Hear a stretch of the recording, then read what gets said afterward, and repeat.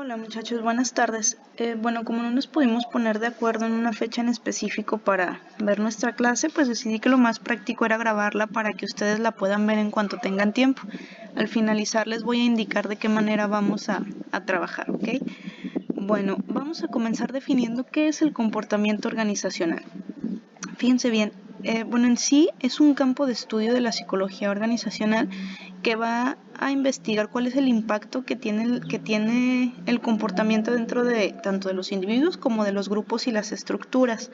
Si todo esto siempre en pro de mejorar la eficacia de una organización. Entonces, básicamente estamos diciendo que el comportamiento organizacional viene siendo una interacción que se da entre los iguales y la interacción que estos iguales tienen con el sistema de la organización. ¿Sí? De acuerdo a Chiavetano y D'Alberto, él nos indica que el comportamiento organizacional retrata la continua interacción y la influencia recíproca entre las personas y las organizaciones. ¿Sí? Es una disciplina académica que surgió como un conjunto de conocimientos para estudiar el comportamiento humano, pero ya dentro de una organización.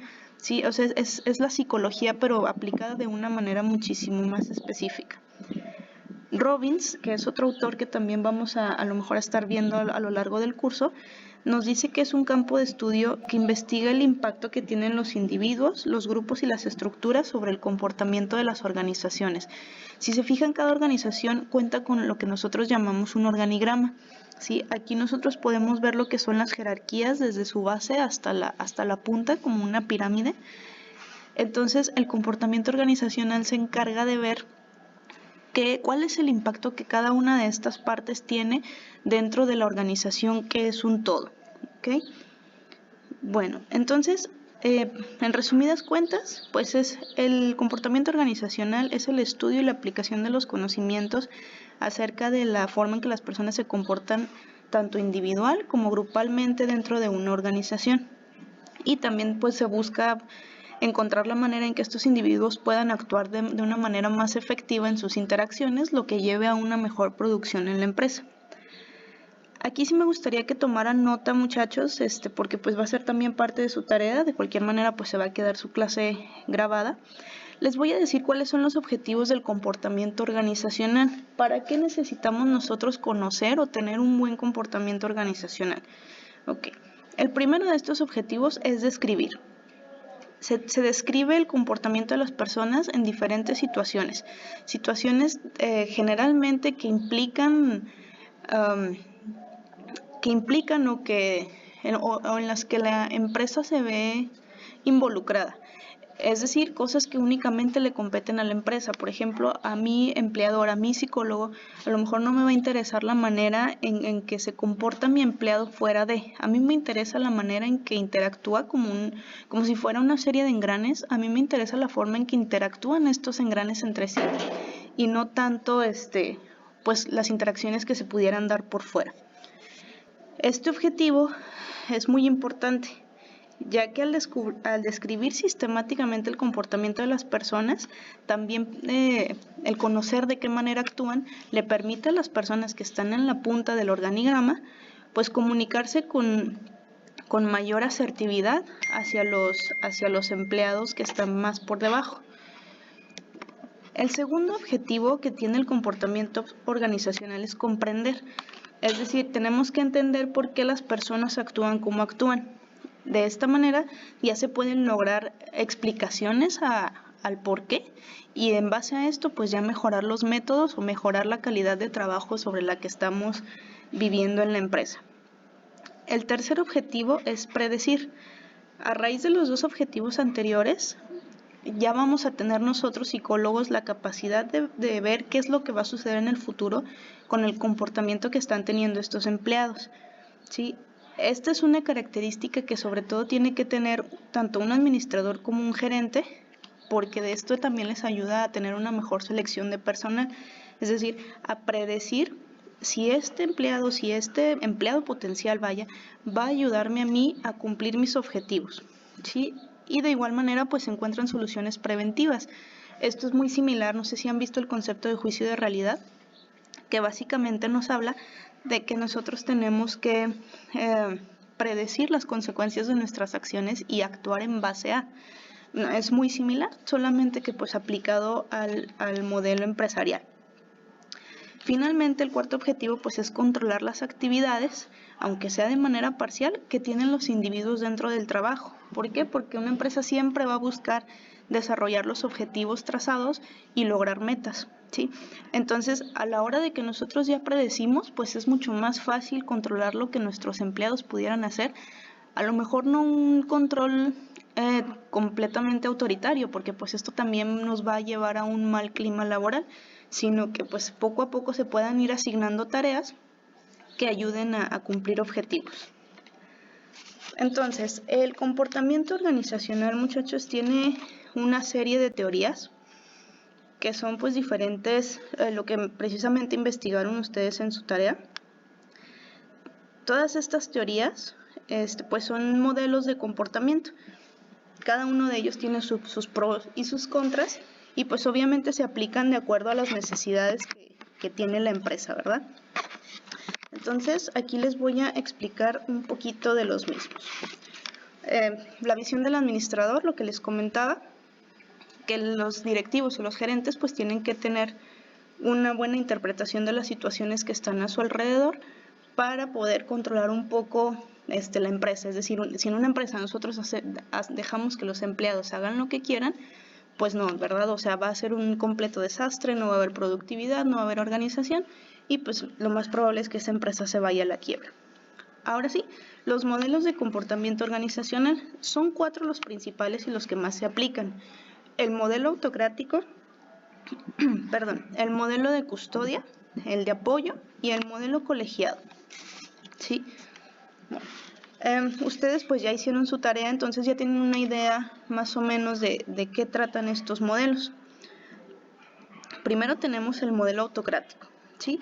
Este modelo pues es muy similar a un batallón de soldados, ¿verdad? Es decir, fue de los primeros y surge desde la Revolución Industrial. Y este modelo está completamente basado en el poder, es decir, quienes tienen el mando tienen que tener el poder para ordenar. Haz esto, haz lo otro. El empleado únicamente cumple órdenes y si no lo hace, pues entonces ya se está haciendo acreedor a una sanción. Esta autoridad pues se delega, es decir, pues tenemos en una empresa un dueño, ese dueño nos pone a un presidente ejecutivo y ese presidente ejecutivo manda a varios que están por debajo, pero esos a su vez tienen otras personas que están bajo su mando, ¿sí? Es decir, la autoridad se va delegando según corresponda. Y pues mientras más abajo, lo único que hay que hacer pues es cumplir las órdenes del que está arriba. Este modelo parte del supuesto de que los empleados tienen que ser dirigidos para que alcancen cierto nivel de desempeño. Por eso, pues la dirección se supone, dentro de este modelo, que los tiene que impulsar. El problema es que es un impulso mediante órdenes, mediante poder, no es un impulso a lo mejor con un sistema de recompensas o algo más conductual. Aquí la situación, pues el gran problema es que normalmente las tareas que suele haber en este tipo de modelo pues suelen ser muy desgastantes, y pues estamos hablando de que hay condiciones de trabajo muy difíciles que hacen que pues, la producción realmente no aumente como debería de ser. Sin embargo, pues es un modelo que aún se sigue utilizando, que aún es muy común ver en ciertas empresas. La orientación de los empleados en este tipo de modelo no se dirigen precisamente a la obediencia al jefe, sino de respeto al jefe, sino a la obediencia. Es decir, yo no respeto a mi jefe, pero de cualquier manera pues lo tengo que obedecer porque está por encima de mí. ¿Por qué? Porque él tiene el poder de contratarme, tiene el poder de despedirme, y pues él me va a hacer trabajar. O sea, su poder para hacerme trabajar es casi absoluto. En este modelo también por lo general pues se presentan salarios muy pequeños, por lo que el desempeño del empleado pues tampoco está a la altura. Pues si a mí me pagan una cantidad mínima por hacer un trabajo que yo sé cuánto vale y vale muchísimo más de lo que me están dando, pues entonces obviamente mi desempeño no va a estar a la par. Aquí, fíjense, se presenta muy comúnmente, por ejemplo, en las maquilas o en las empresas que hacen autopartes. En todos estos lugares es un salario mínimo y son condiciones muy pesadas, horarios laborales muy largos, horarios pesados, quebrados, a veces de noche. Pero por lo general, el perfil de las personas que trabajan en estas áreas pues son perfiles de personas de bajos recursos, que es lo que hay. O sea, este es el empleo que me encontré, lo necesito porque tengo que mantener a mi familia, entonces pues lo hago, ¿verdad?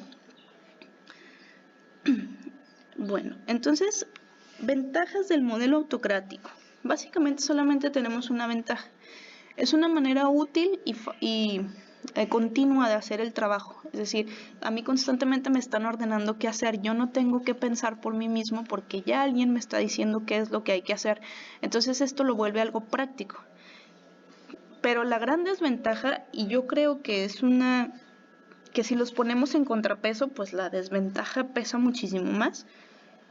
Este modelo trae un costo elevado en lo que es el aspecto humano. Es decir, aquí en este modelo no les interesa si tu empleado estás bien, o estás feliz, estás cómodo, estás en condiciones. No, o sea, a mí solamente me interesa producir, me interesa mi empresa, y pues a los empleados no se les presta la atención que se debiera, lo que pues lleva a lo que comúnmente conocemos como el síndrome de burnout. Y aquí pasamos al modelo de custodia, muchachos.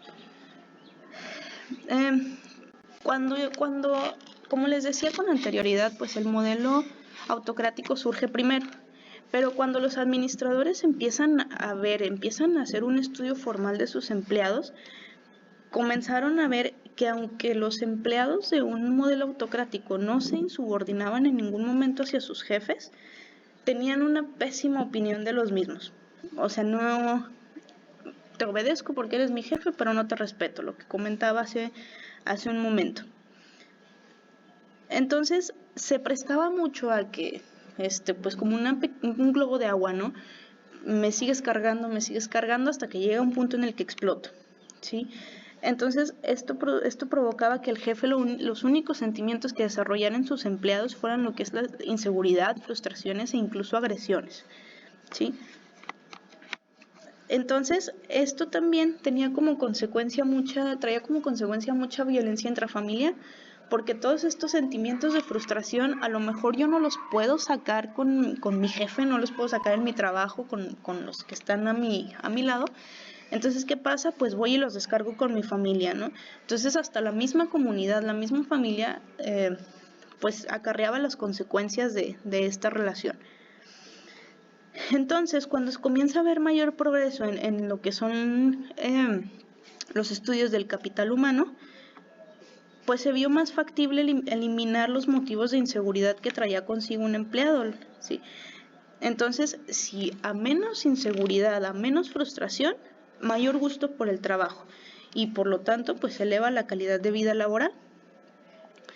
Entonces, aquí comienzan a surgir varios programas de bienestar, como para finales del siglo XIX y principios del XX. Entonces, estos programas poco a poco los fueron llamando como paternalistas, ¿sí? ¿Por qué? Porque pues aquí se veía que ya un jefe estaba buscando cuidar de sus empleados, no era ya nada más yo te ordeno, yo te digo, tienes que hacer esto y lo otro.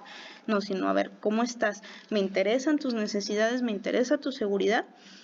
Entonces, ya aquí comenzó a haber como que un cambio de perspectiva empleado-jefe, ¿sí? Aquí el detalle es que para que este enfoque sea exitoso se depende mucho de lo que son recursos económicos. ¿Por qué? Porque la orientación administrativa que se da se basa completamente en el dinero, tanto en cuanto a lo que se refiere a salarios y lo que se refiere a prestaciones. Es aquí cuando surgen las prestaciones también. Entonces, ¿por qué? Porque si nosotros satisfacemos las necesidades físicas de nuestros empleados, no sé si ya vieron ustedes la pirámide de Maslow, o sea, primero tenemos que ver que las necesidades físicas estén satisfechas, luego las de seguridad, motivación, ¿sí? Entonces, si ya satisfaje esto, entonces ya mi empleado debe trabajar bien, ¿sí? Entonces, ¿qué necesitamos en su mayoría para las necesidades básicas? Pues un sustento económico adecuado, ¿sí? Entonces, ¿por qué modelo de custodia o paternalista? Porque aquí ya existe una dependencia de los empleados con respecto a la organización, ¿sí? En lugar de depender de mi jefe para mi sustento diario, ya dependo de la organización, ¿sí? Y no solamente de manera económica, sino también en cuanto a seguridad y bienestar con las prestaciones que me están dando, ¿sí? Entonces, por ejemplo, aquí en este caso, empleados con, no sé, 10 años de antigüedad y con un contrato sindical, pues obviamente ellos no van a querer irse a otra empresa porque pues ya ahí les están dando una buena vida laboral, ya no existe esta necesidad. Bueno, entonces aquí lo que sucede es que los empleados comienzan a adquirir una preocupación psicológica por sus retribuciones y las prestaciones económicas, ¿sí? Entonces aquí tiene que haber ya una reciprocidad. Si tú me das prestaciones, si tú me das un buen sueldo, si me das apoyo, entonces yo te respondo con trabajo, yo te respondo con productividad, ¿sí? Y aquí pues ya comienza a generarse una lealtad hacia la empresa. Sin embargo, pues no se produce una motivación intensa, sino se produce lo que pudiéramos llamar una cooperación pasiva. O sea, solamente hay reciprocidad. Tampoco es de que yo empleado esté poniendo muchísimo más de mi parte, ¿sí? Sino que ya se vuelve más parejo. Entonces, a lo mejor no se desempeñan con la misma eficacia con la que se desempeñarían en el enfoque autocrático. ¿Por qué? Porque ya se sienten más protegidos por sus prestaciones. ¿Qué ventaja tiene el modelo de custodia? Bueno, pues sobre todo la satisfacción y seguridad que se brinda a sus trabajadores. Desventajas, pues no hay una motivación efectiva, es decir, en el momento en que yo te retire a ti una prestación, automáticamente pues vas a pensar en dejarme.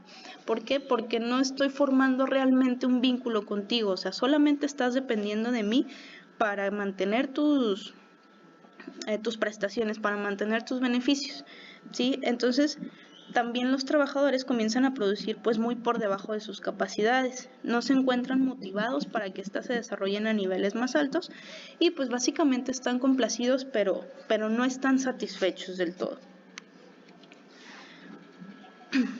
Pasamos al modelo colegial. Este modelo es como una prolongación del modelo de apoyo que vamos a ver después de este. ¿Por qué? Porque estamos hablando de un grupo de personas que tienen una finalidad en común, ¿sí? Aquí pues es como una encarnación del concepto de equipo. Principalmente se aplicó este modelo en laboratorios de investigación y entornos de ese tipo, es decir, que tenía que haber una mano de obra pues un poquito más grande, de manera que el trabajo se pudiera llevar a cabo más eficientemente. También es muy común verlo en lo que son las líneas de ensamble.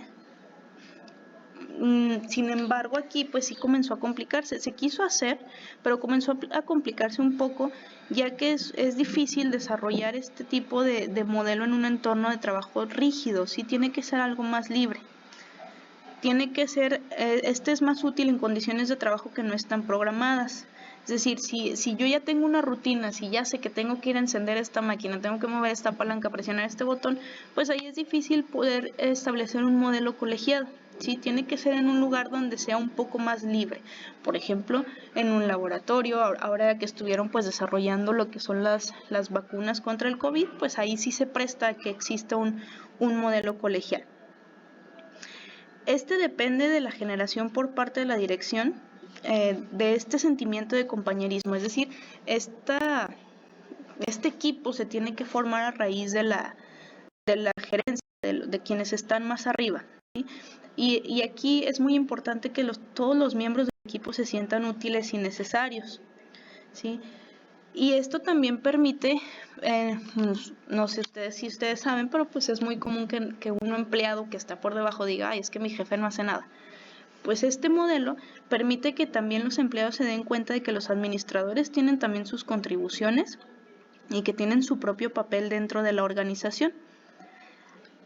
En este modelo, en lugar de ser vistos como jefes, los administradores se consideran colaboradores. ¿sí? La orientación administrativa aquí pues está más dirigida a lo que es el trabajo en equipo. Este modelo tiene como resultado psicológico en los empleados la autodisciplina, es decir, cada persona, cada miembro de este sistema sabe cuáles son sus responsabilidades, ¿sí? Y estas responsabilidades pues se van cumpliendo de una manera eficaz. Aquí es muy importante que todos estén conscientes de cuánta es su responsabilidad. ¿Por qué? Porque si un empleado dice, ay, que al cabo mi compañero lo hace, mi compañero lo va a terminar, se puede prestar aquí a que pues haya ciertas injusticias o cierta mala delegación. Entonces, los que están por encima, los administradores, sí tienen que llevar un orden. A lo mejor son vistos como colaboradores, pero sí tiene que haber esta cierta autoridad para que los empleados pues cumplan con lo que es su responsabilidad. Las ventajas de este modelo es que la orientación administrativa pues está dirigida al trabajo en equipo y la dirección funge como si fuera un entrenador a cargo de la creación de un equipo. ¿Qué desventajas nos trae el modelo colegial?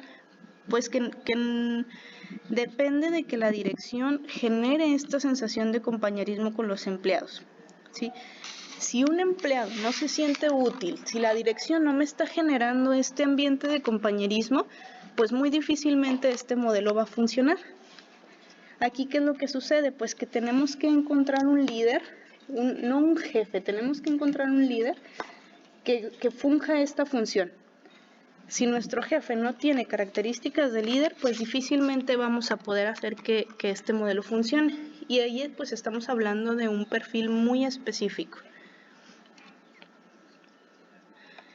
Vamos a pasar al modelo de apoyo.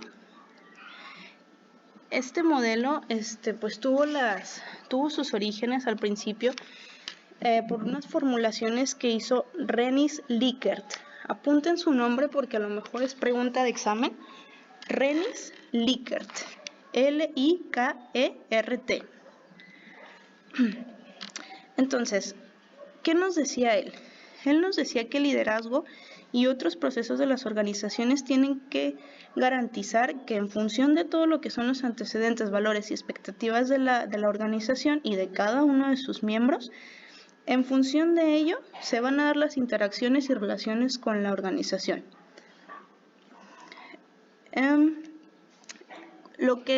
Donde se hizo el enfoque de este modelo, pues fue en una serie de investigaciones realizadas en una planta de Western Electric en las décadas de los 20 y los 30. Estas fueron dirigidas por Elton Mayo y F.J. Roethlisberger. Ellos, lo que hicieron fue hacer un estudio académico de la conducta humana dentro del ámbito industrial.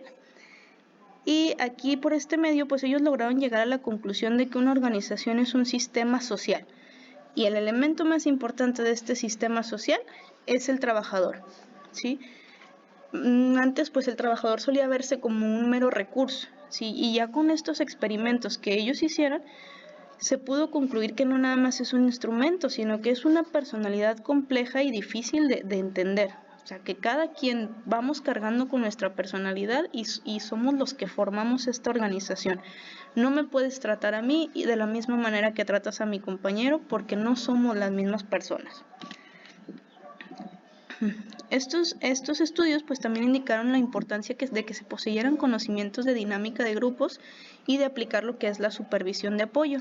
Es decir, dinámicas de grupos, que es lo que le llaman el team building, de manera que cada cierto tiempo se pudieran organizar actividades que mantuvieran a nuestros empleados motivados y que los hicieran sentirse parte de la organización, que se pusieran la camiseta, vaya, pero que se la pusieran de manera no nada más unilateral, no nada más yo empleado te doy a ti y empresa todo, sino que sea parejo, que tú también a mí me des lo que yo necesito. Y la supervisión de apoyo pues es básicamente que alguien que esté ocupando un puesto de supervisor o gerente o quien sea que esté por encima se dé cuenta que sí estés haciendo las cosas bien y que te retroalimente, pero de una manera asertiva, no destructiva. Eso es muy importante. Esta investigación, fíjense que fue muy criticada porque no hubo mucho control sobre la misma. Sí, se decía que las ideas que ellos tenían pues eran muy básicas, que pues esta existencia de un sistema social en el entorno del trabajo pues no era algo que se viera mucho, no era algo que se considerara, que pudiera existir un entorno social dentro de la empresa.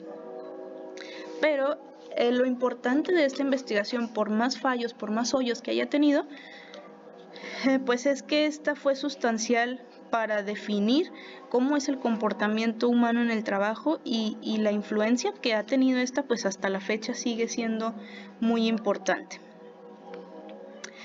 El modelo de apoyo depende del liderazgo en lugar del poder y el dinero, ¿ok? A través del liderazgo, la dirección de la empresa puede ofrecer el ambiente que ayude a los empleados a crecer y a cumplir en favor de la organización. El líder tiene que partir del supuesto de que los trabajadores no son pasivos, ni se oponen a la organización, ¿no? Sino saber dirigir todas estas personalidades con las que estoy trabajando hacia mis objetivos, pero sin pasar por encima de nadie, que todos se sientan parte del equipo.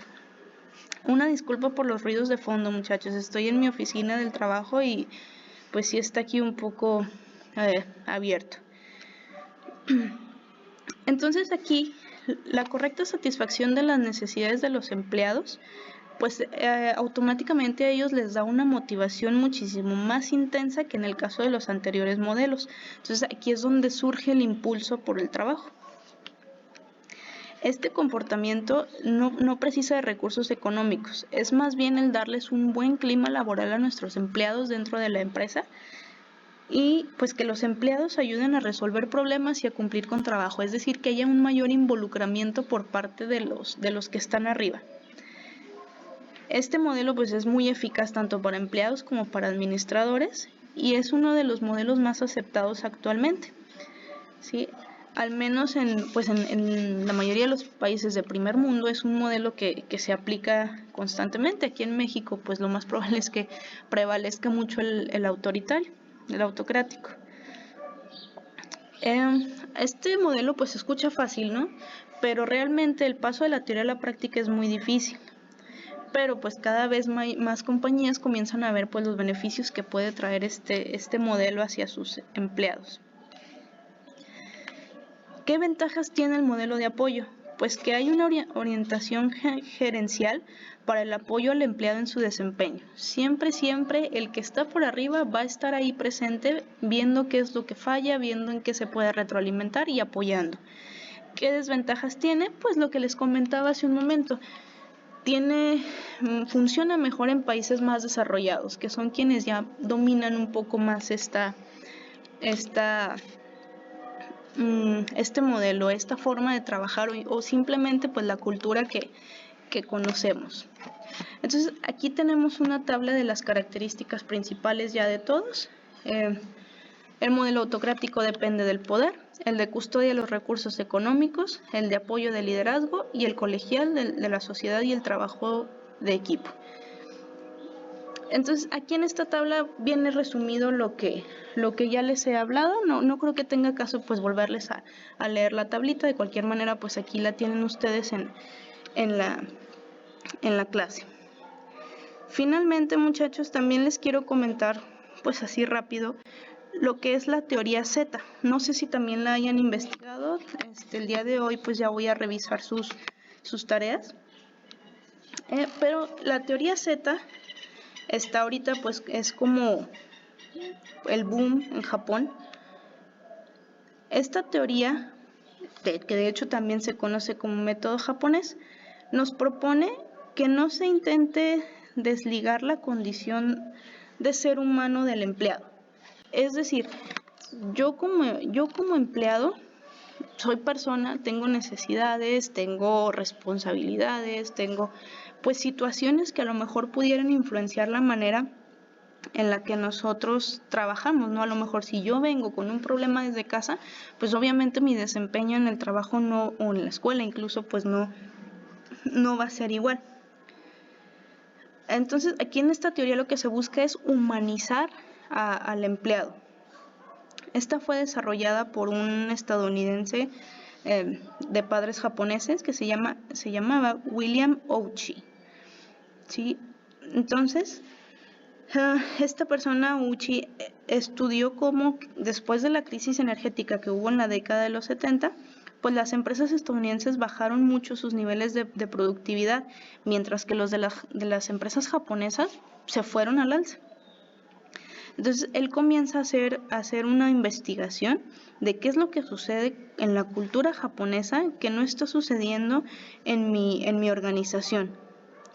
Y es cuando se da cuenta del fenómeno que se da en la relación entre jefes y empleados. Entonces aquí él estableció 3 tipos de empresa. La de tipo A, que son relativas a las estadounidenses, las japonesas del tipo J y las tipo Z, ¿sí? Que son las que entran ya en la nueva, lo que él llamó la nueva cultura Z. Es decir, son características de firmas japonesas, de empresas japonesas, que se estaban buscando aplicar aquí al occidente. Esta teoría se basa básicamente en las relaciones humanas y es muy participativa. Es decir, aquí Ouchi buscó establecer que el trabajo es una parte muy importante de la vida de una persona y por lo tanto pues no se puede separar. O sea, no puedo decir yo en el trabajo soy otra persona, yo en el trabajo me desconecto. No, o sea, tiene que haber una conexión en todas las esferas de vida del individuo. En base a esto, pues él sostiene que un trabajador tiene que estar totalmente satisfecho con su empresa. ¿Para qué? Para que sea más productivo, para que esté más motivado y para que él se pueda esforzar al máximo en trabajar para la compañía. Es cuando comienza a observar que pues las empresas estadounidenses que aplicaban este modelo pues eran las que tenían mayor éxito. Este modelo también pretende que pues el empleado dedique su vida laboral a una formación continua, es decir, que esté constantemente siendo capacitado, evaluado y promovido. ¿Sí? Aquí se le da mucha importancia a la idea del empleo de por vida. ¿Por qué? Porque si alguien trabaja bajo presión y amenaza de despido en un ambiente de trabajo hostil, pues obviamente a largo plazo esto va a empeorar o se va a prestar a lo que es la rotación de personal. Entonces, si a mí me están constantemente capacitando, me están explicando, me están evaluando, me dicen mis áreas de oportunidad, pues obviamente yo voy a crecer. Esta teoría también nos habla de la importancia que exista la posibilidad de crecer, la posibilidad de un ascenso. ¿Para qué? Pues para que yo al menos me motive en que si mejoro, si me vuelvo, si estudio más, si tengo una maestría, si hago, si deshago, pues lo más probable es que me vayan a dar una promoción. Los principales valores de la teoría Z, pues es la confianza como base. Si el jefe confía en el empleado y en que realice su trabajo, entonces esta confianza pues se ve fundamentada y el empleado al percibir que está siendo reconocido, pues se va a esforzar en cumplir estas expectativas. El segundo valor es el trato íntimo. Es decir, hay que asumir que el empleado no puede separar su vida personal del trabajo, porque el trabajo es una parte importante de su vida y esto hace que se establezcan relaciones estrechas humanas en las que jefes y trabajadores pues ya se conocen personalmente. En resumidas cuentas, pues esta teoría nos dice que todos somos iguales, todos somos un equipo, somos parte de una comunidad y somos un grupo de personas trabajando por un bien común. ¿Sí? En esto también pues se da mucho lo que es la confianza jefe y empleado, lo que también ayuda a que el empleado se sienta con una mayor seguridad dentro de la empresa. ¿Okay? Bueno, muchachos, hasta aquí llegaría mi exposición. Les voy a hacer llegar también ya el rol de exposiciones para la siguiente semana. Bueno, lo dejaríamos para dentro de 15 días, muchachos, para que tengan tiempo para hacerlo por la cuestión del contratiempo. De todas maneras, yo les voy a seguir pasando información vía su plataforma. ¿Sí? Les voy a subir el rol. Vamos a hacerlo de manera aleatoria. Me hubiera gustado a lo mejor hacerlo dentro de una videollamada para que ustedes vieran la forma en que se iba seleccionando los temas, Pero pues de cualquier manera, dudas, comentarios, aclaraciones sobre la clase, pues estoy a sus órdenes tanto en la plataforma como vía WhatsApp, ¿sí? Y pues les voy a encargar de esta clase, muchachos, un resumen de lo que vimos. Un resumen en general. Yo sé que ya hicieron su tarea de los modelos, pero sí me gustaría que me compartieran sus impresiones de la clase, sus opiniones de los modelos y sobre todo pues también con qué se quedan, qué es lo que se llevan de esta clase, ¿sí? Bueno, muchachos, por lo pronto que pasen una buena tarde. Yo me despido, quedo a sus órdenes en cualquier cosa. Sí, y pues hasta aquí dejaríamos la clase del día de hoy. En un momento les hago llegar lo que es el rol de exposiciones. Hasta luego, muchachos.